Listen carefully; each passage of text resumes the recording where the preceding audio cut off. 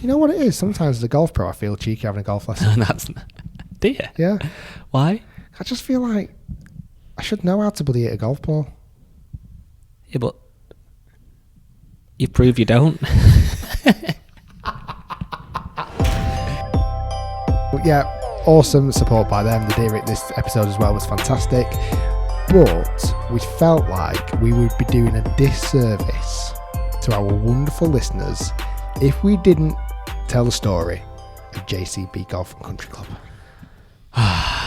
So you might remembered last podcast, we left the podcast like a couple of eager, excited schoolboys who were going on a school trip with the best mates to somewhere where you've really wanted to go for ages. Yeah, you're like a theme park. I couldn't sleep the night before. I was excited. I had butterflies in my stomach. I was dancing around. I was a man on a mission. Super excited to play JCB. We mentioned in the last podcast this kind of weird, this corporate exclusive members club.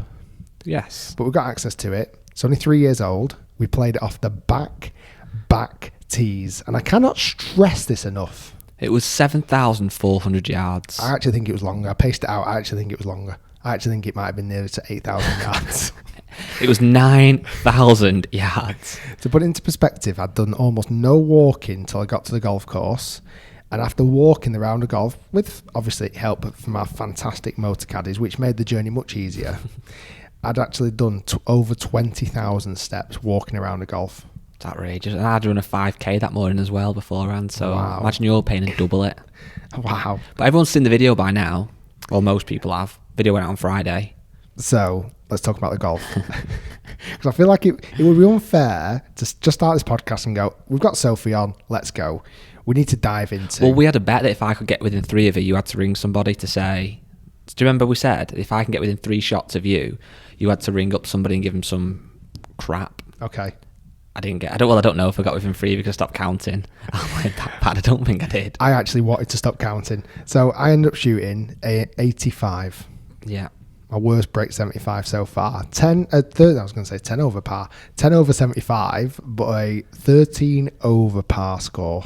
It was honestly the hardest golf course I have ever played because of the length of it. The first hole there was a bunker in the middle of the fairway at 280, and I said, I'm going to aim at that. I probably won't hit. If it's dead straight, it might go in it, but I'm not going to hit a dead straight first tee shot. I'll probably pull it left, push it right, or whatever. Absolutely launched one straight into the bunker, and that was the start of my day. I was in 4 bunkers after 2 holes, and I hadn't played bad on the first 2, and I went bogey, and I was in 4 bunkers. I started well. It's a golf course that obviously neither me and Guy had ever played. Or seen pictures. I had no real knowledge of the golf course whatsoever, bar some of the beauty shots you see out on the golf course, like the 17th, the par 3 down the hill. I had no idea what the first hole was going to be like, or anything after that really. So every hole was a brand new experience. There was no YouTube. I think we've made the first ever YouTube video there, so you just don't get an insight to the golf course at all. The first 3 holes, I kind of steadied the ship. I could have been under par quite comfortably. I started really strong on 1, hit an amazing tee shot in prime position, luckily. Made par, nearly birdied the second. And then from that point, my second shot into the 4th, when I flew it over the back of the green, the wheels came off at that point. I'm trying to think of an analogy to explain what this was like. I said to you when we were walking, because it was so long, the first tee was miles behind where the normal ones were, I think, wasn't it? Or was it? It was a mile walk back, sorry. Yeah, you have to walk around every the lake. step back you did, the hole looks longer, and it's getting longer and longer and longer and longer. And I felt like I was queuing up for a roller coaster at a theme park. I was a little bit scared, a little bit excited, didn't really have time to back out, and then it absolutely chewed me up and spat me out and kicked me across the curb. Yes. I honestly don't think I broke 95. It was let's summarise to the people listening to what made it so hard. So obviously guys mentioned there the length. It was a brand new golf course, neither of us played. We're going to get lots of excuses out here. Yes. The other one is because of the length, there was so many times, like every single par 5 was comfortably over 600 yards. Yeah. I think the longest one was about 650 yards. So I strive in my game at trying to make birdies on par 5s. I feel like par 5s really, and most time par 4s. That sounds quite cocky, but that's kind of how I see them a little bit. It's an opportunity. I was 3 over for the par 5s. Nice. Because you just can't get there in 2. You can't make birdie. It's so hard. The par 3s were long. The 17th, which obviously everyone's seen, down the hill to an island green, was 255 yards. Playing, what you were playing 225, yeah, was it? It's playing about 220, yeah. Pin was at front. That was the only blessing. Now, the other thing that we didn't really stress on the video, but I feel like we should have done, JCB, the owners, did not want me breaking 75. Absolutely not. They made that very clear. They wanted me to play off the back tees. They tucked a lot of the pins away in very difficult to attack pin positions. Granted, the rough wasn't really up, but when you're hitting like 6 and 7 irons into greens, and that sounds like PGA Tour players do that all the time, but they're used to it. As soon as you miss a green, my short game is of an 18 handicapper. I just couldn't get up and down. I just made it, and I must admit, fast, true greens, and this sounds ridiculous, scare me. Fast, perfect, true greens are hard to put on. Because I just feel like it's all down to me. It is. There's no excuse. There's no little bobbles off an old spike mark, or there's no like... Because also as well, when a green is slower, you can hit the ball just harder and aim at the hole, really take a bit of the break out of it. Not with these greens, really. As soon as you hit it hard, it goes 4 foot, 5 foot past. It was like a snooker table. That made it challenging. It did. So it was just all encompassing, challenging. So you got your excuses out now. Yes. Feel better for that? I do. Do you... Where do you think, after obviously playing with me this time, where do you think... What let me down this time? Good question. I think it is just a combination of it. It sounds silly, of everything. The length. I know we keep going on, but the length of it. And I saw somebody put on Facebook, I think they're trying to be like, think of it logically, but it doesn't quite work. They said something like, it's only 25 yards a hole longer than the courses you normally play at. It's like 25 yards a 3 hole. clubs, Yeah, it's much. massive. The greens that you said were very undulating, very fast. And what about my performance, though? What there do was you a think? few... I don't know. It's hard to say, really, because I feel like you've played like that before and shot 79 at places. Do you know what it was? I just didn't feel like I had any fight in me. You did towards the end lose your fight massively. I think, you know what else as well, actually, sorry, you were too in awe of the golf course.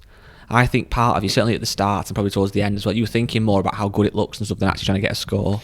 That's happened to me a few times, that, you know. When I've played really fantastic golf courses, I'm sometimes so overwhelmed by everything that I forget, I'm actually here to try and put a score together. Should have had a practice round, really, got it all in, drank it all in, and then done it.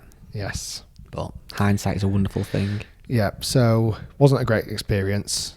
Sorry, that's the wrong word. It was a wonderful experience. We got looked after like royalty. The place is spectacular. And I feel somewhat guilty saying that because I know a lot of people aren't going to ever get a chance to play it because it is this kind of exclusive golf club. But if you do ever get a chance, or you know a member, or you know how to get on, please do go and play it. But don't play off the blacks. That would be my recommendation.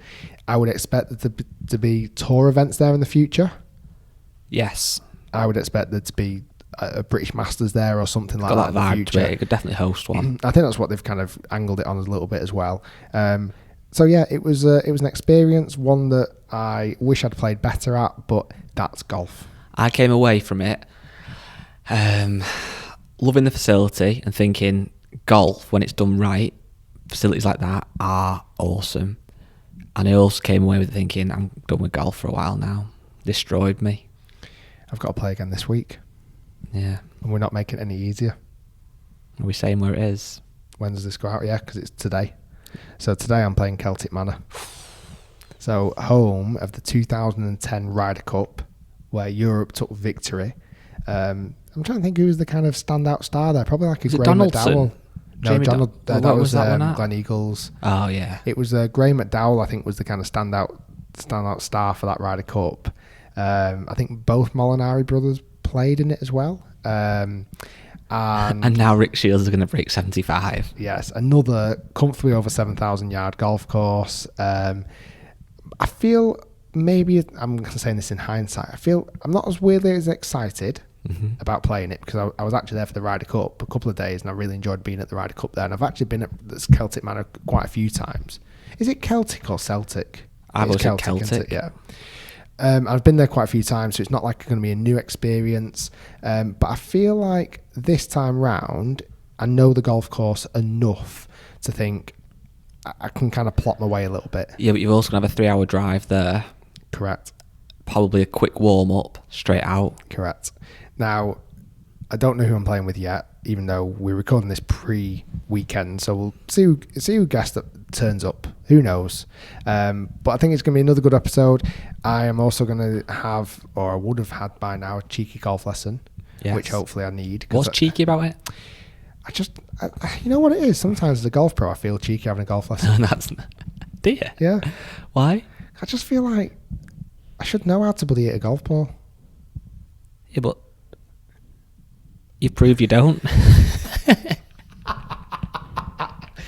You know what? Episode number 4 and episode number 5. So 70 at Manor, 73 at Prestbury. I was like, yeah, this is trending in the right direction. And I felt quite in control.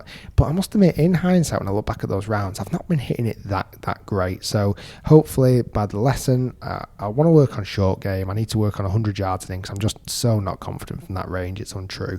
And if I can improve on that, improve on my tee shots, haven't been great. My putting's okay. Improve everything by the sounds of it. Pretty much. No, it's just, I think you got punished more there. And I can't, in a way now, I'm struggling to put a finger on what it was. It was just bogeys galore on it. Double bogeys, no birdies. I made no birdies. You didn't no burgers then, as you saw a little order for Deliveroo come through. We're ordering a Deliveroo soon after this 2-hour podcast marathon, and Rick's getting hungry.